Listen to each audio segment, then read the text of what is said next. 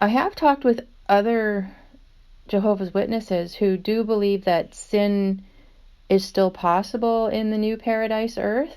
It just wouldn't be as common because Satan is bound. Would that? Yes, like we're we're we're mortal. We're mortal, so we're built, and that just, if I can, just reason on it, we're built that we're mortal. If we don't sustain our body and if we don't take care of it, Mm-hmm. we're going to die. We disintegrate. Right, because we're under the curse of sin and death. But if we're obedient in the new system, Jehovah will still be mortal. And if we sin, we will not. We will then die immediately if we do something wrong. Oh. If we, of course, not die immediately, we'll be warned about it. But if we develop selfish tendencies or quarrelsome tendencies or whatever, Mm-hmm. we'll be reminded about it, Mm-hmm. And admonished about it, and we will have. That's why we will have a governing body and people on the earth to look after us. The elders of our congregation are our brothers. They're not clergy that are higher up. They're brothers like us, and they then admonish us, that correct us, and even in situations where there's disfellowshipping,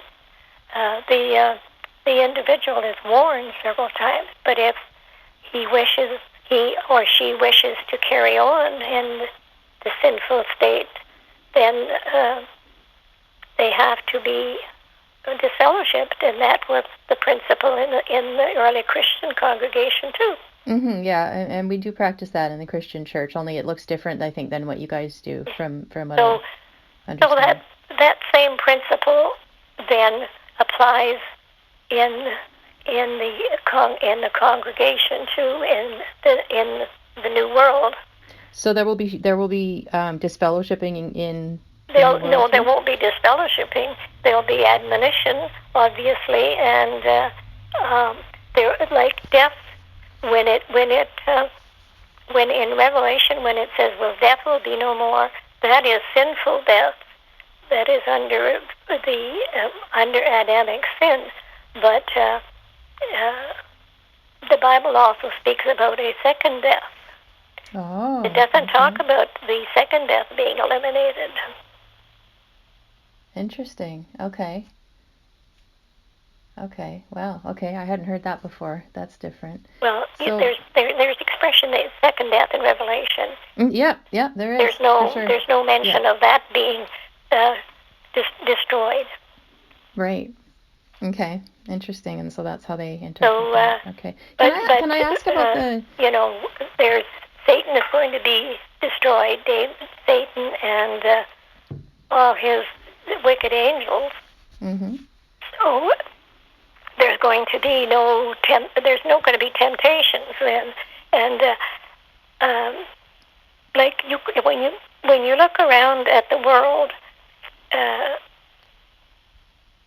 sin is contagious, and there's that spirit of the world. Like, don't forget now, Satan is in the vicinity of, and his angels are in the vicinity of the earth. Mm-hmm. They've been eliminated out of heaven. And so they have a great deal of, they're powerful spirit creatures. Mm-hmm. So they can influence people, and they're the ones that are influencing the world in the way that it's run, like promoting these wars and these atrocities. So going back to Eve for a second, just on what you just said there. So when Adam and Eve were caught in their sin, Adam blamed Eve, and then Eve blamed Satan, right? Mm-hmm. Right, they all passed the blame. So, but do you think that's right when Eve blamed Satan? Do you think it's Satan's fault that Eve sinned, or do you think it's her own fault for choosing to sin? Well, she had a choice. Right. There was no question about that. Right, but did Satan make her do it? No, he influenced her. Yeah. Yeah, but she ultimately, He influenced her because. But is she responsible for her own actions there, or can she Yeah, actually? she was responsible for her own action because she was perfect. Yeah. Right. So then in the new world, in your the Watchtower's teaching of that, then you don't have Satan tempting anymore, but you still have people have that capacity. Well, because people have free will. Yeah. And that's a beautiful thing that Jehovah has given us. We're not robots. We don't do things automatically without thinking. Right. So then that would make us responsible for our own sin, right? Then it's our sin. Yeah. It's not Satan making us sin. Mm-hmm. Okay. Okay, interesting. Oh, what else? I was going to ask something else. I could have tried to explore this a lot further because the idea of a so-called paradise where there's still sin and death sure doesn't sound like paradise, does it? In fact, the paradise earth that the Watchtower teaches is just a 1,000-year test where you have to keep proving yourself to Jehovah. It's really sad when you think about it. But I decided not to push it at that point and instead chose to focus on the issue of shunning. JWs are famous for their shunning of ex-members and even of members who are being disciplined and trying to be reinstated. In the latter case, they endure months of shunning and have to just keep on attending meetings, sitting alone in the back in humiliation until the elders finally say members are allowed to talk to them again.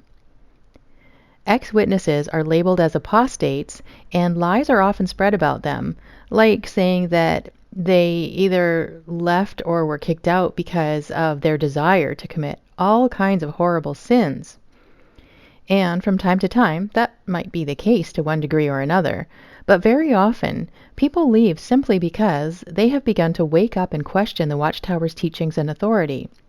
That is absolutely not allowed. If you've been following along with this video series, you've heard her say several times that if someone were to question or disagree with the Watchtower, that would mean that they don't want to be a member and therefore shouldn't be part of the organization.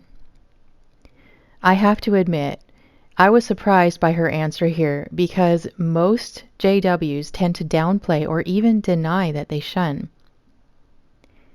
If you are an ex-JW, I just want to warn you that this part might trigger you because of the way she speaks here.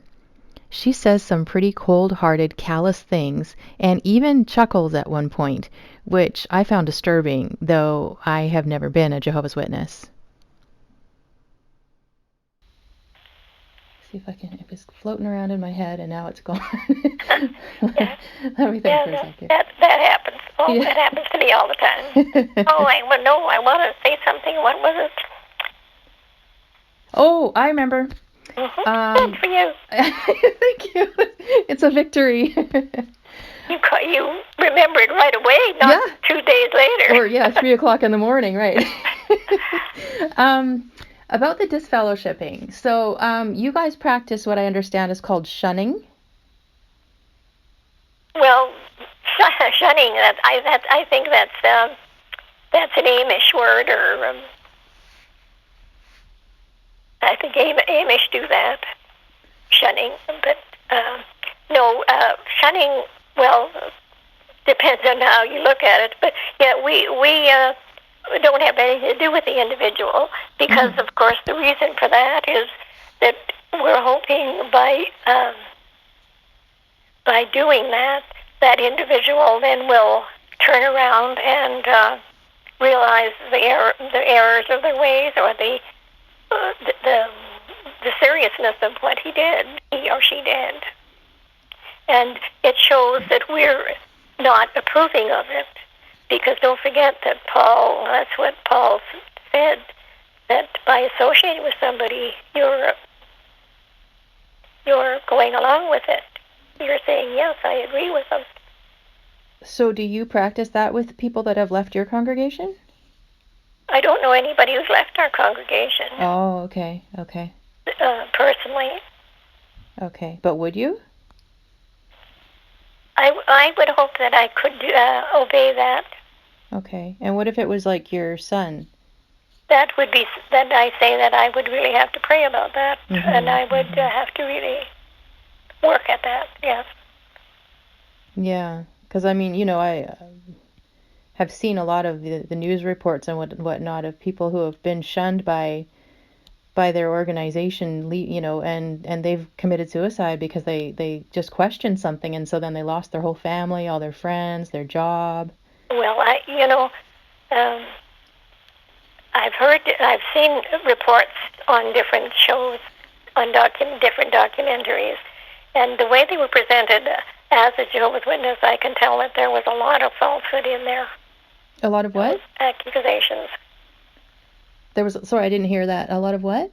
A lot of falsehoods, a lot of innuendos that were not true. So they're lying. Yeah. So truth can get twisted, like half-truths. So is it always a lie then? Do you think that it's ever true that it really does happen, or are they always liars? Well, usually when a person doesn't want to do something, then they can excuse themselves and say, I don't want to be, well, if that's the way you feel, I don't want to be part of you. And the people who have been disfellowshipped and are truly unrepentant, they are happy not to be identified with Jehovah's Witnesses. Well, but do you think that they're happy to lose their whole family and all their friends? Well, by that time they're pretty well made up their mind that they don't want anything to do with the anything organization. Because those people, don't forget, because those people are the Jehovah's Witnesses are interested in their life. They want that individual to live in a new system and live forever, and he or she can turn around and be repentant. But if they choose not to, then of course that's a decision that they make, and then there's consequences for it. So they lose their family. Mm-hmm. But in most cases that I have heard of, is they're happy about that, and the only fabrications that I've seen are these things on certain documentaries that are, as I say, very untrue. Interesting. Like there was. And how do you know that they're untrue? Well, there was the one I'm thinking of was I know on W5 they had a documentary of a girl, and she was all tattooed and had diamond studs in her ears and in her tongue and everywhere else, and a weird haircut, and she told the interviewer that because she was unrepentant for being a hooker, because she was sleeping with different guys, and she said that when she was disfellowshipped, the reason she was disfellowshipped, she had to give 2 witnesses to say that they were like 2 individuals who saw her having sex with somebody else. Is that reasonable? I don't know the circumstance, so I don't really understand what. Would that be a reasonable assumption to say, well, I don't believe you because nobody saw you having sex with so and so? I'm not sure what specific thing in the documentary she was talking about at this point. It might have had something to do with the woman sleeping around, or it might be related to the abuse she received from a JW, and the way that the Watchtower twists the whole 2-witness rule in the Bible in such a way that protects pedophiles and exposes children to horrific abuse. If a child is molested at a Kingdom Hall, and of course no one else witnessed it, they say they are just leaving it in Jehovah's hands because there were no witnesses to back it up. So often they let the molester go free while the child, along with other children in the Kingdom Hall, remains unprotected and victimized. The problem is, there never are witnesses when a child is abused like that. What's more, the Bible does have a two-witness rule, but that is for the purpose of protecting people from slander. When someone is abused alone, the Bible is also very clear that the perpetrator is to be punished, not protected. But like I said, I'm not really sure why she brought that point out regarding whatever documentary she saw. There was probably context that she didn't explain very clearly. Either way, her tone was very disturbing to me. If you happen to know what documentary she was talking about here, please mention it in the comments. I would be very curious to see it. The only W5 one that I know of is called W5, Sex Abuse Accusations Within the Jehovah's Witnesses, in which a number of people are interviewed, including Christian and Katya, who you have probably also seen on their XJW YouTube channel. I'll include a link to the W5 video in the notes. It doesn't have any tattoo-covered, heavily pierced prostitutes in it, though, so maybe she was talking about a different documentary? Or maybe she didn't really see it herself in the first place, and someone told her about it with a lot of made-up details? Hard to say. That is a ridiculous statement, And but the interviewer, oh, and how did you feel about that? Did that make you feel bad? The question was, so like these are leading questions, the documentary was obviously geared to show the bad side of witnesses, but which was really funny, actually, I thought. Really? Wow. Okay. But that's my opinion, Mm-hmm. And what about like the ones that and if this gets too personal, let me know, because I don't want to be offensive or anything. No. But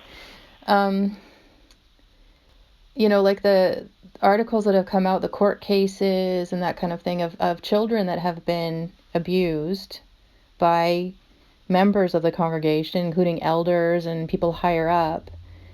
And when they reported it to the police, they got disfellowshipped and they got shunned by their whole congregation just for reporting an actual abuse that happened. Because I guess they and so you see, our policy is, yes, if there is any abuse, family abuse or anything like that, then it's reported to the police, and we're the ones, and we're one of the few church organizations that do that. Most organizations, they settle the problem. They have to settle the problem within their own hierarchy.